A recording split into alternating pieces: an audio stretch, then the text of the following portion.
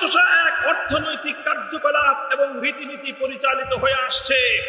সুদের মতো মানুষের গরিবের রক্ত চোষণকারী এই বর্বর রীতি একটি সভ্য সমাজে চলতে পারে না।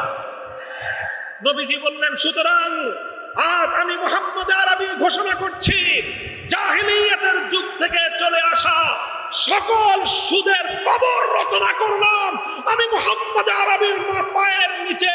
সমস্ত জাহিলি সুদ আজ থেকে দাফন হয়ে গেল।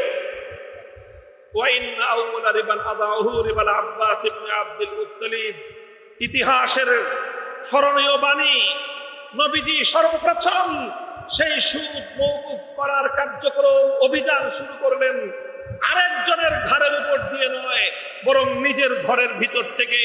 নবীজি বললেন, আমার আপন চাচা আব্বাস বিন আব্দুল মুত্তালিব, যিনি আরবের অন্যতম বড় ব্যবসায়ী ছিলেন সুদের ভিত্তিতে, মানুষের কাছে বিপুল পরিমাণ অর্থ তার পাওনা ছিল, লগ্নি করা ছিল সুদের ভিত্তিতে, বিপুল পরিমাণ সুদ তিনি মানুষের কাছে পেতেন।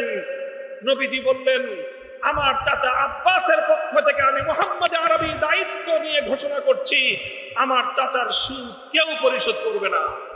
শুধুমাত্র আমার চাচাকে মূলধন ফেরত দেবে, আর 1 টাকা সুদ কেউ আমার চাচাকে দেবে না। এভাবেই সকল সুদকে আমি মওকুফ ঘোষণা করলাম।